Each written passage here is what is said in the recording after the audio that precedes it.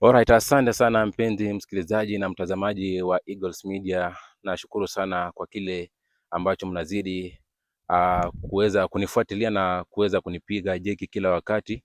Leo hii ikiwa ni siku ya Alhamisi, jinsi mnavyotazama, naye mgeni ambaye basi ameweza kutembelea na yuko na story ambayo ni amazing kulingana na safari yake kutoka utotoni na kufikia mahali ambapo amefika. Kwa hivyo nazidi kuwaomba tu, iwapo uko tuned, basi usiweze kuenda mbali, kwa sababu tutakuwa tunaangazia mambo tofauti tofauti, tutakuwa tunasikiza yani story amazing kutoka kwake, na basi itakuwa ni hali kama hiyo. Kwa hivyo kama uko na swali ungependa kumuuliza, basi unaweza tuma tu ujumbe wako pale kwenye comment section, nitakuwa nasoma na kuweza kuhakikisha kwamba tunasonga mbele pamoja. Langu jina ni Presenter Aquinas. Leo hii niko mbele ya kamera, mmenizoea kule nyuma ya kamera. Bila shaka huwa tunasema kwamba wacha kazi iende mbele na kila kitu itakuwa ni sawa kabisa. Kwa hivyo kwa mgeni wetu wa siku ya leo, labda ukiweza kujitambulisha kwa majina kwa faida ya msikilizaji wetu. Kwa majina ni Moses Shikanda. Huku nyumbani wase wengi wananijua kama Sagna, ndio jina ambayo imenikuza tangu nikuwe mtoi. Umesema kwamba kwa majina ni Moses Shikanda, na bila shaka upande wangu pia mimi nakufahamu kama Sagna, jina la umaarufu. Labda kwa yule ambaye afahamu Moses Shikanda au Sagna ni nani, labda utuelezie tu kiundani Moses Shikanda ni nani? Huyu Moses Shikanda ni mchezaji wa mpira, pia ni shabiki wa Arsenal, na pia amecheza teams kadhaa hapa Kenya. Anapenda ball tu kiujumla. Naam, bila shaka jinsi mmeweza kufahamu, kwa majina ni Moses Shikanda ambaye ni mgeni wetu wa siku ya leo. Tumeweza kumwalika na yuko na story amazing. Amewaambia kwamba yeye ni mchezaji wa mpira, na hiyo ndio story ambayo basi itakuwa tunakuletea tuweze kujua kwamba katika safari yake ya kuwa mwanakandanda ama safari yake ya kucheza mpira imekuwaje hadi wakati amefikia sasa. Safari yake imekuwa kwaje? Labda Moses Shikanda tu nikiweza kuuliza tu, safari yake ya kuweza kucheza mpira ama kuwa footballer ilianza vipi? Safari yangu ilianzia hapa Bukura nikiwa mtoi. Tulikuwa na timu ilikuwa inaitwa Bukura Youth. Tulikuwa na coach mmoja, coach Charles, coach ambaye ametulea. Tumetembea naye tangu nikiwa mtoi mpaka saa hii. Anaweza sema mimi ball nacheza amechangia pakubwa sana sana sana. Umesema kwamba ulianza hii safari ukiwa mtoto ya kuweza kucheza mpira. Labda unajua huwa hii safari katika kila aina ya talent huwa kunakuwa na changamoto. Labda ukiwa mtoto wakati ulipoanza kucheza mpira, wazazi wako walikuwa wanaichukulia vipi? Kweli sana sana huku nyumbani utapata wazazi wengi mara mingi hawaamini masuala ya talanta. Wazazi wengi wanataka mtoto asome, afuate njia kama zao. Kwa mfano mimi, wazazi wangu ni wazazi wale walipenda kitabu sana, na pia babangu alikuwa mwalimu, so alitaka sana nisome, but pia with time nilikuwa nakimbia kidogo naenda kucheza mpira kidogo, ananikataza na kadha, lakini vile ilifika mahali watu wakaanza kuniulizia, watu wanakuja nyumbani wanamuongelesha, with time akaanza kubali na akaanza kunisupport.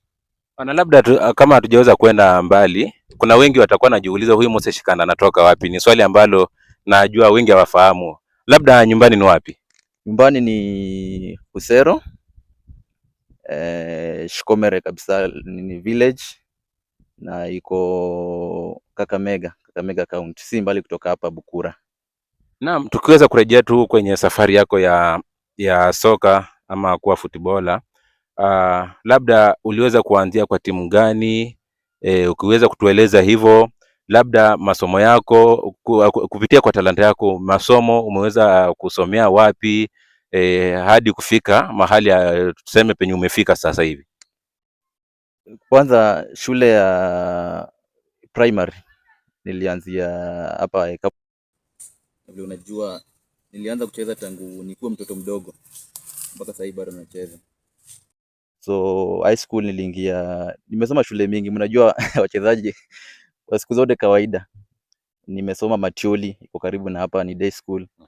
nilienda Ingote nikasoma miezi 2 nikatoka. Nimesoma Kakamega School, Kakamega High, na pia nilimalizia St James na Mamba, iko ukielekea Mumias, iko Harambee, unaingilia pale. Hizo ndio shule ambazo nimesoma. Na labda hii safari yako ya maybe umesema ulianzia Matioli ukaenda kule kwingine Ingote, hivyo kuzunguka kwa mashule kwa sababu ya mambo na mpira. Labda kupitia shule hizo umeweza labda tuseme tuzo, ama ni juhudi zipi ambazo umeweza kuandikisha, ama historia gani umeweza kuandikisha katika shule hizo? Ndio, mchezo wa mpira nimekuwa nikicheza vyema sana, nimekuwa nikifanikiwa. Nimecheza kufika kiwango cha kimataifa. Vile vile nimeweza kuwakilisha pia mchezo wa kukopa Coca-Cola. Nakumbuka 2013 nilicheza mpaka National School Nairobi, na pia mpira imeweza nisaidia sana. Nimesoma bure, nimepata nafasi pia chuo kikuu kuingia pale MUST. Wengi hawajui kwamba nilikuwa MUST. Ilikuwa sababu ya mpira. Naam. Na unajua umeleta dhana ingine, kwa sababu pia upande wangu mimi sijui kama uliweza kujiunga na chuo kikuu kwa sababu ya mpira, ama kama uliweza kusoma chuo kikuu kwa ujumla. Labda ni kozi gani ambayo uliweza kuifanya pale katika chuo kikuu? Ndio, mara mingi mimi nilitaka kuwa kama mzazi wangu, kwa sababu alikuwa mwelekezi, alikuwa ananielekeza, alikuwa mwalimu. So pia mimi nilifanya taaluma ya walimu. Naam. Na naifurahia. Kando na mpira pia napenda walimu sana, naienzi. Aha. Bila shaka wapenzi wasikilizaji na watazamaji wangu, ni story yake tu Moses Shikanda. Najua wengi mnafahamu kuwa yeye alikuwa tu footballer. Pia mimi nilikuwa nafahamu kwamba alikuwa footballer, lakini jinsi mnavyotazama hauwezi jua kwamba kama yeye ni mwalimu kando na kuweza kucheza pale uwanjani, anaweza ingia darasani na kuweza kuwapa watu elimu. Kwa hivyo ni jambo la kuweza kufurahia. Labda ni kuweza kurejea tu katika swali hili, nimeweza kuona kwamba umeweza kuchezea club tofauti, labda tukiweza kuanzia ngazi ya chini kupanda. Labda ilikuwa kwaje ndiposa ukajipata kwamba unatafutwa ama unachezea klabu za humu nchini Kenya? Kwanza nitaanzia chini msingi kabisa. Nilikuwa nasema historia ya klabu yangu hapa ya nyumbani iliyonikuza, Bukura Youth. Naam. Kuna siku moja kulikuwa na kule Kakamega. So coach wangu aliweza kunielekeza, akapanga, akanielekeza kule, na kulikuwa na scouts tofauti. So ilikuwa tu camp. Mimi nilijua naenda tu camp, sikujua ni kama itatokea kuwa chance ambayo itanisaidia kujiunga na Green Commandos. So ilikuwa poa. Nikacheza, nikatrain. So niliweza kufanikiwa, wale mascouts wakaniona. Ilifaa niende majuu, lakini haikuingiana, but naamini siku moja iko itakam. Naam. Nitacheza majuu, ndio ni dream yangu pia. So hivyo ndio nilijipata Green Commandos. Nilienda camp. Naam. Wakaniona, wakaniangalia, kuongea na coach wangu wa utotoni, Coach Charles. Naam. Amenisaidia sana. Na nikajiunga na Green Commandos. Ilikuwa timu ya kwanza. Naam. Sasa baada ya kuweza kujiunga na Green Commandos, labda umeichezea miaka ngapi ndio ukapata tena nafasi ya kusonga kiwango kingine? Green Commandos nimechezea miaka 3. Naam. Naweza sema ni timu poa, imenacha vijana talents, na ukiangalia KPL, sio hata KPL peke yake, utapata hii ni timu ama shule ambayo imetoa wachezaji tajika sana. Naam. Si humu nchini tu, bali pia majuu. Naam. So mimi walinisaidia, waliniexpose kwa coaches. Nakumbuka ndio mara yangu ya kwanza nakutana na coach Muyoti. Naam. Ako Nairobi United saizi. Alikuja pale, alikuwa wanapanga training session, wanamuita anakuja anatrainisha team. So waliniona, akasema kijana anaweza cheza ball. So kuanzia pale alikuwa ananifuatilia. So kitu ilinipatia motisha sana, nikasema kama coach hiyo time alikuwa Homeboys. Nikasema kama coach wa Homeboys niko Div 1 Green Commandos, anakuja kuniambia naweza, ananiweka karibu, nikasema nitang'ang'ana kabisa mpaka siku moja nifike huko juu. Naam. Nakumbuka kuna time moja nimeumia injury mbaya sana pale Green Commandos. I think Lumi Uncle. Yeye ndo alikuwa mtu wa kwanza kufika pale clubhouse. Naam. Kunipa motisha na moral, nisi give up. So namshukuru sana, pia amechangia. kwa njia moja ama nyingine. Kwa hivyo baada tu ya kuweza kutoka Green Commandos, hatua iliyofuata ilikuwaje? Kwanza nimesema Green Commandos ilikuwa ni timu poa juu ina expose vijana talents. Safari yangu ya kuingia KPL nakumbuka coach Matano alikuwa kule, Robert Matano alikuwa siku moja atufanyishe mazoezi, so akaniona pia, so ikakuwa siku moja baada ya msimu kukamilika Division 1 niende kule Nairobi, alikuwa Tusker enzi zile, nifanye mazoezi nao, na kama ningefaulu ningeweza kubaki nao, lakini mambo ya Mungu pia huwezi jua. Nilienda nikacheza naye, nikatrain naye, kwa bahati nzuri ama bahati mbaya Mungu alifungua Kariobangi Sharks, but nikienda Nairobi coach Matano alikuwa ameniona Green Commandos, so alikuwa amenialika Tusker nicheze ili nichukuliwe, lakini mambo ya Mungu pia yeye ndio upanga, nikajipata Kariobangi Sharks. Ndio, na pia William Luya alikuwa pia shaniona juu Green Commandos ilikuwa na walika makocha tofauti wa philosophy tofauti wakuja watuone watusaidie.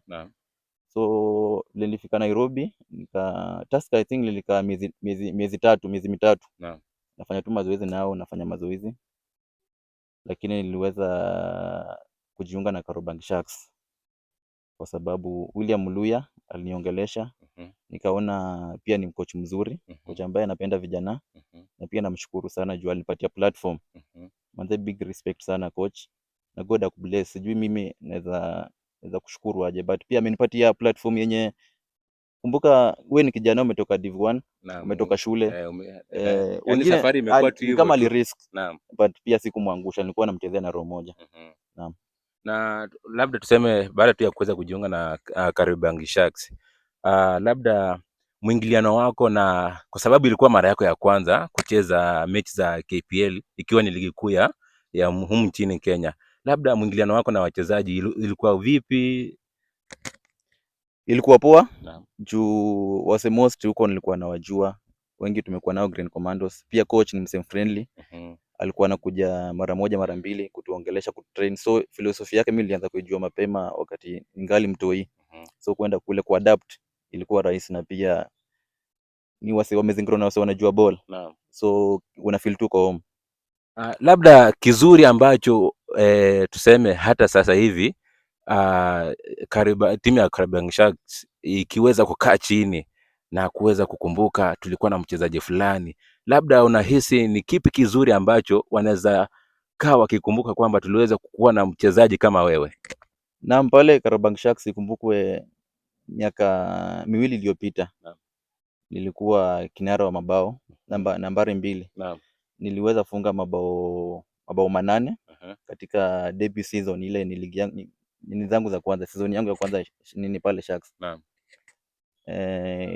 Ilikuwa naweza sema ni team imenisaidia, imenijenga, inaeleza sana sana, inajenga ma striker. Ukiangalia imekuwa ikitoa wase kama kina Kapaito, kina Masud ambao wanajua kufunga. So pia mimi nilitaka nifuate zile nyayo, but unfortunately haiku happen juu ulipata nilicheza games kidogo, injuries zilikuwa mob, lakini niligundua siri, nilikuwa naumia sana. Sasa safari yako ndio hiyo iliweza kuanzia pale chini, umejikuta katika ligi kuu ya humu nchini na umeichezea Kariobangi Sharks. Sasa hatua ikasonga, tukakuona kwamba umepiga hatua nyingine. Ilikuwaje ukajikuta kwamba umeweza kujipata kwenye kikosi cha Shabana? Unajua kimaisha sio tu mambo na mpira, kimaisha lazima ukue. Na nikienda Kariobangi Sharks tulielewana miaka yangu kadhaa, miaka 3. So nikacheza pale miaka 3. Lazima tu ningetafuta mahali pengine, ama lazima ningesonga ndio nikuze kipaji changu. So ndio hivyo nikajipata Shabana. Kocha Okidi pia alikuwa ananijua, alikuwa ameniona hapa Kakamega nikiwa mtoi. So niliongea naye akaniambia niende huko nimsaidie kazi, ndio nikajipata Shabana. Umeweza kutoka Kariobangi Sharks umeingia Shabana.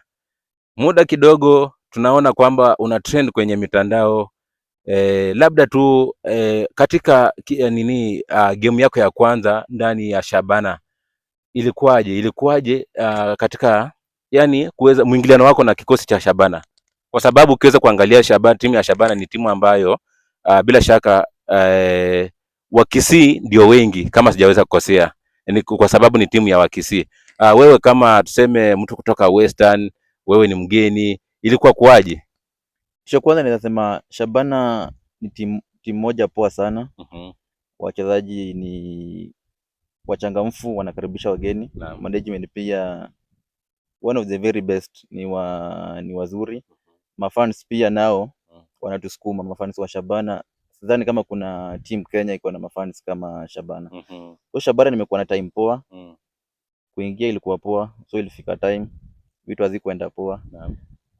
Tuka disagree na contract yangu, nikasema hii time kidogo nitoke nipumzike, but si quit football. Nilisema tu natoka Shabana juu kuna vitu fulani kwa contract yangu hawakufanya. Tukaongea nao, nikaona ikasemekana ni ngumu, nikasema nijitoe kidogo nijishughulishe na kitu kingine, but pia iko tu within sako ya ball, so nikimalizana nayo nitarudi ball. But Shabana si kutoka kwa ubaya. So unajua hata kule nyumbani lazima tu hata na wazazi saa zingine mtakosa kubaliana. Si ati mnachukiana ama kuna kitu kingine, tulikosa tukuelewana kuhusu mambo na contract. Kuna vitu pale hawakufanya. But ni timu poa, coach ni coach mpoa sana, filosofia yake ya ball, wachezaji ni wase wengine fiti sana, alafu pia mafans wa Shabana ni wazuri na wakarimu. Labda ukisema kwamba katika contract yako na timu ya Shabana kuna vitu ambavyo yani kulikuwa na some disagreement. Labda unaweza tutajia tu miongoni mwa zile vitu, ama ile ni tuseme privacy?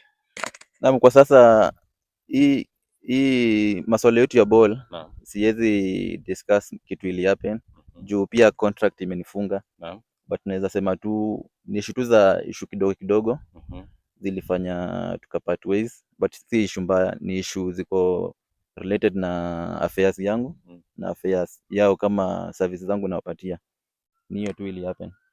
Naam, kwa hivyo wapenzi wasikilizaji na watazamaji, ni story yake tu mchezaji wetu ambaye ni maarufu sana, mwite Sagna, na wengi mmekuwa mkiuliza ilikuwaje akaweza kutoka timu ya Shabana na hakupeana mwelekeo wa kuweza nyinyi kama mashabiki kuweza kujua kwamba hali itakuwa vipi. Kwa hivyo jinsi unavyosikiza story yake, iwapo unafuatilia, ndiyo tu anazidi kutuvumbulia ukweli uliokuwa umejificha ndani yake na katika safari yake ya mpira.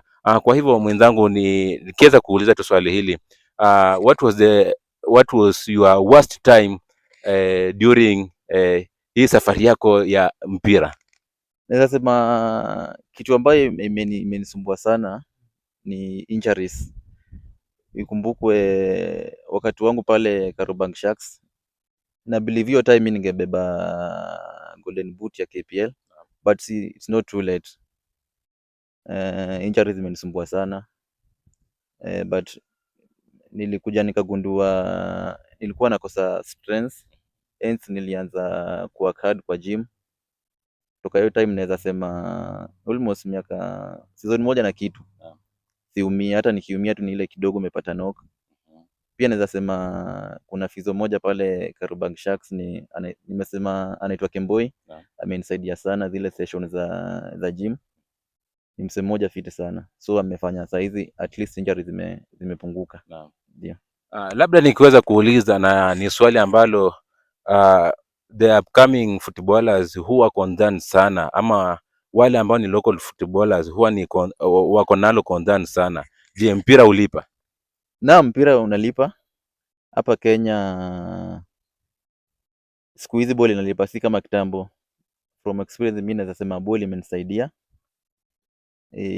at least imefanya vitu moja mbili, at least imenisaidia sana. Alafu pia ball kando tu na kulipa, pia unajua vitu mob, unakutana na marafiki, yani inakusaidia kugrow nini yako, talent yako vipoa sana, kila kitu yani unaijua sana. So Mhm. mimi naweza sema nimekuwa lucky, nimepitia teams ambazo ni zinanisaidia kujua ball. Naam. Naam, ball inalipa. Na nikiweza kuuliza tu labda the word of encouragement to the upcoming footballers ambao wakikuona wanasema kwamba nataka niwe kama Sagna ama nataka niwe kama mtu fulani, kwa wale ambao ni local footballers ama upcoming, wana zile ndoto za labda kusonga mbele na kuweza kufika labda mahali penye wewe ulifika, labda encouragement yako ni gani kwao? Kitu ya kwanza naweza sema mavijana kama mimi, ball ya Afrika si hata Kenya, ball ya Afrika ni ngumu, inafaa ujitolee. Juu utapata labda timu zinalipa ni KPL. So utapata kijana labda ako area, ako mtaani, anasema nitafika KPL lini, but inafaa uanzie mahali. Ukiangalia hao sasa wanacheza huku juu, utaangalia msali alikuwa Div 1, msali amekuwa Div 2, msali amekuwa NSL, at least walianzia mahali. Shida ya vijana utapata msee ana timu yote, yani msee ako tu ametoka shule, anataka afike KPL. So mimi naweza ambia vijana at least ukishamaliza shule anzia mahali. Ndio maana leo nimevaa jezi moja hapa deadly sana. Hii ni Bukura All Stars, iko hapa Bukura. At least ndio timu inacheza ligi hii mtaa. Naweza ambia vijana wako area wakam. Kuna patroni mmoja pia ananacha vijana na atawapeleka mbali. Ndio. Nikiweza kumalizia tu labda swali la utani kidogo, Moses Shikanda ako na bibi? Naam, niko na bibi na niko na mtoi, nashukuru God nimepata mtoi. I think the last miezi miwili ambayo imepita. Naweza ambia vijana sana sana wachezaji tuwe mapema, juu utapata hii career yetu unaweza cheza ball ufike labda ufike 30 something. So kijana tu wejipange, time uko KPL ama time bado ball inakulipa, usomeshe watoto wako. Hiyo time unaweza eka bibi poa. By the time unamaliza ball umesomesha watoi, uko tu sawa, utakuwa na stress mob. Vijana watu jenge sahi, wajijenge sahi na do ya ball. Wawe sahi, wapate watoi sahi, alafu uko mbele after ball. Utakuwa tu uko sawa. Naam. Bila shaka mnasikia vijana wala ambao mnaogopa kuoa, sijui mnasema majukumu ni mengi, mambo ni mingi. Hapana, ni kijana kama nyinyi ameweza kujipanga, anapiga hatua zake. Kwa hivyo anawapa tu mawaidha kidogo, na bila shaka wanasema kwamba yule ambaye anasikia ataweza kusikiza na kuweza kuzingatia.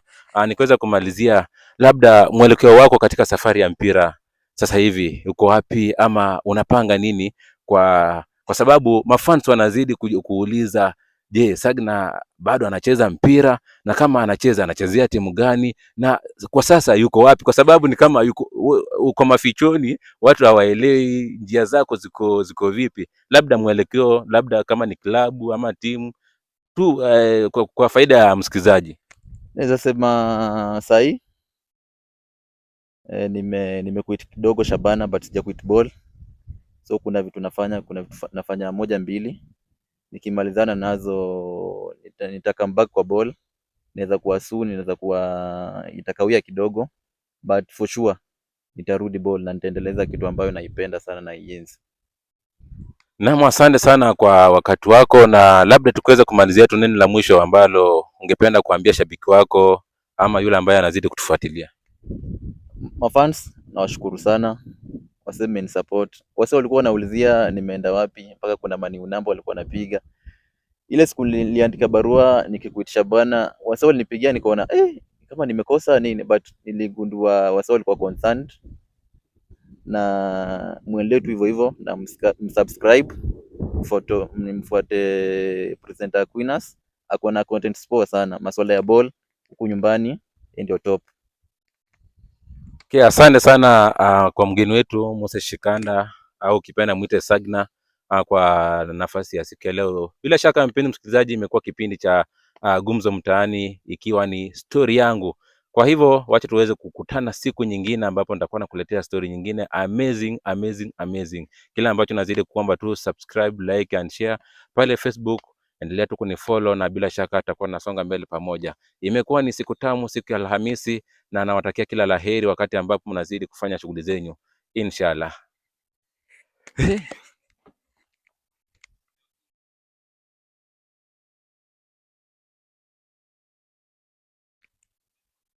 Singi kwa sawa.